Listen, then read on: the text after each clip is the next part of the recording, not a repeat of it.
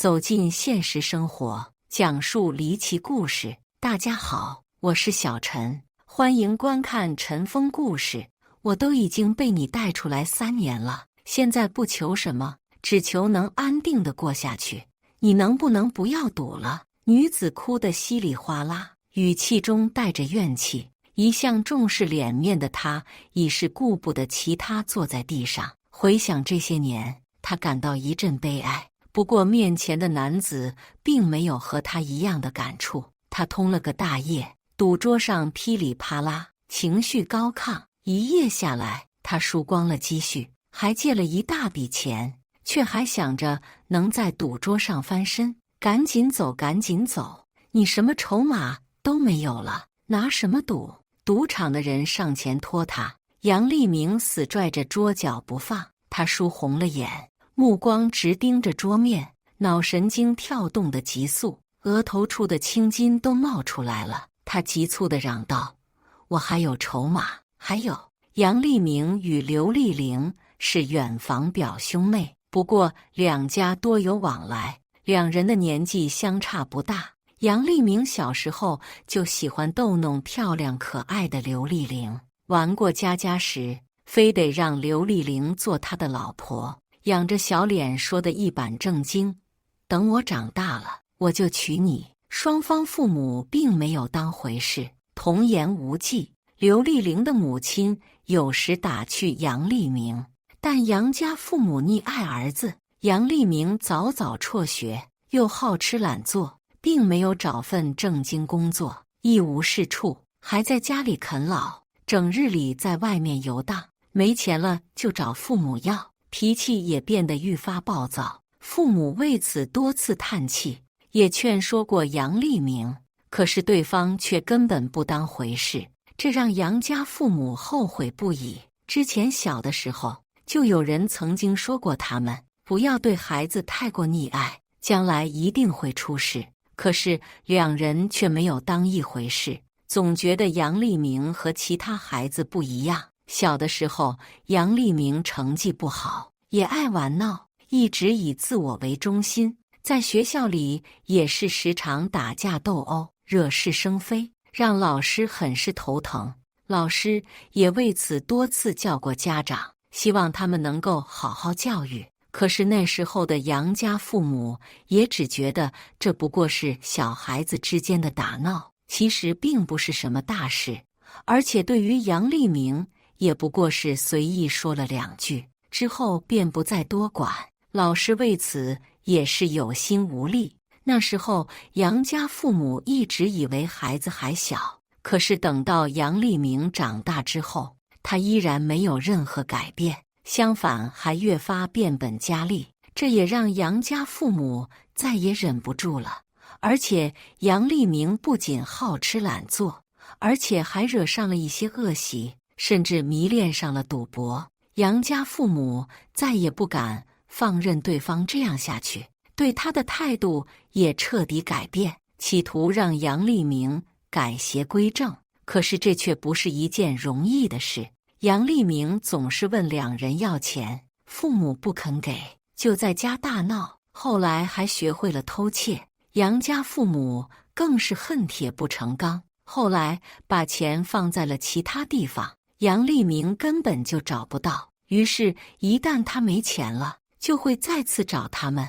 杨家父母不肯拿钱出来，他甚至跟父亲打了一架。杨家父母急得肝疼，气得心脏疼。我们把你当宝贝养大，不求你感恩，你就不能让我们少操点心，懂事点。杨立明懂事地翻出了父母的积蓄，趁夜离开了家，再没有回去，也没娶个老婆。虽然长大以后，刘丽玲与杨立明几乎没再联系，但少年情谊还在。杨立明保护自己的记忆挥之不去。2010年，杨立明突然骑着摩托过来找刘丽玲，刘丽玲热情地招呼他进屋，留他吃饭。刘丽玲也没有想到会再次见到对方，心里高兴不已。杨立明也是一样，虽然多年不见，但是两人的情谊却似乎没怎么变。而且杨丽明还发现刘丽玲长得比之前更好看了。杨丽明从小就知道刘丽玲长得不错，唇红齿白，樱桃小嘴，柳叶眉，是个标准的大美人。没想到长大之后，刘丽玲变得更加漂亮，身材修长，说话温和，一双眼睛更是闪闪发亮，让人不自觉沉浸其中。杨丽明一时看得呆了，还是刘丽玲叫了她好几声，杨丽明才反应过来。两人聊了一些之前的日常，彼此也更加熟悉了。表妹，听歌的，留在村子里没前途，外面机会多，赚的也多。刘丽玲没出过村子，在农田地里干活，生活平淡，但也比较窘迫。她并不是对新生活没有向往，可也听闻过杨丽明的事情，认为不太靠谱，并没有答应。杨丽明却是频繁出现，对刘丽玲大献殷勤，体贴入微。刘丽玲的父母越赶她，她反倒是越起劲。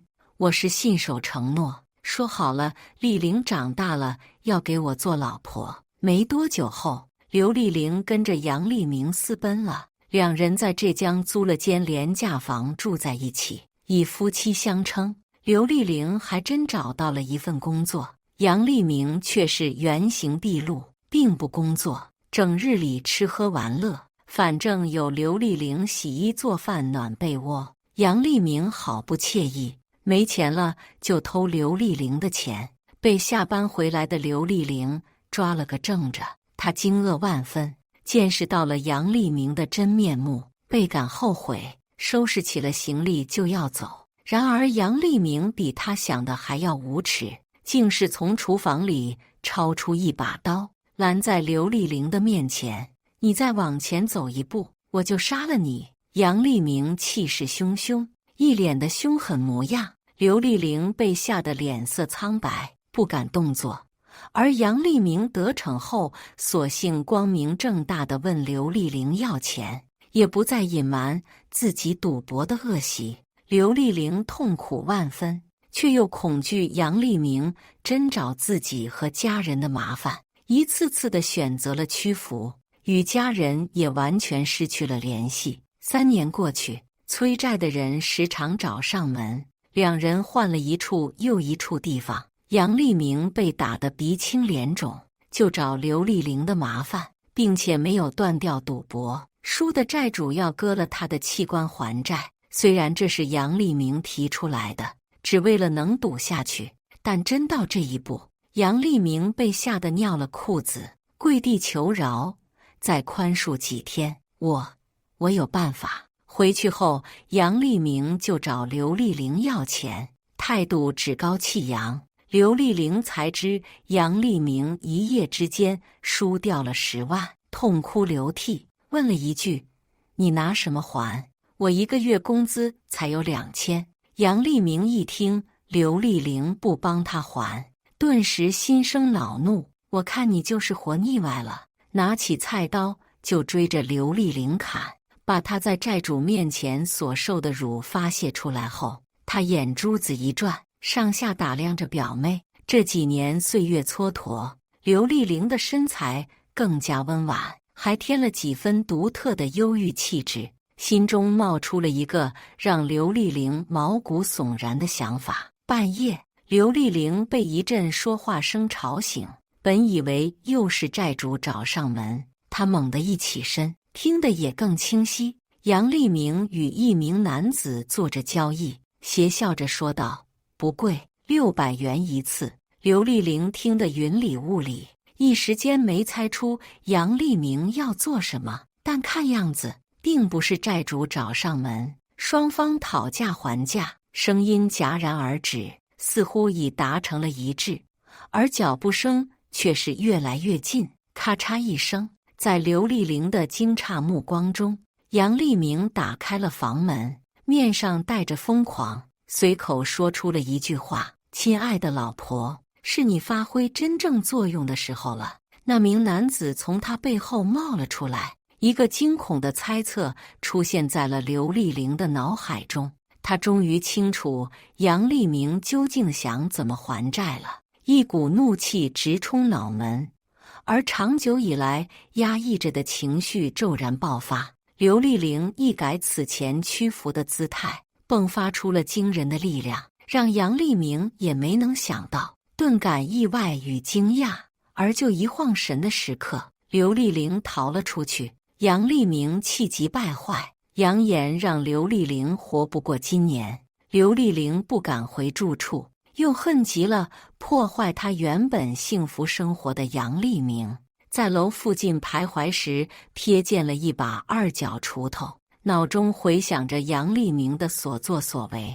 刘丽玲实际并非自愿与杨利明私奔，她的脑中浮现出一道模糊的身影，上前拿起了锄头，往他和杨利明的住处走去。男人已经走了，杨利明也躺下了，丝毫没有意识到危险在朝他靠近。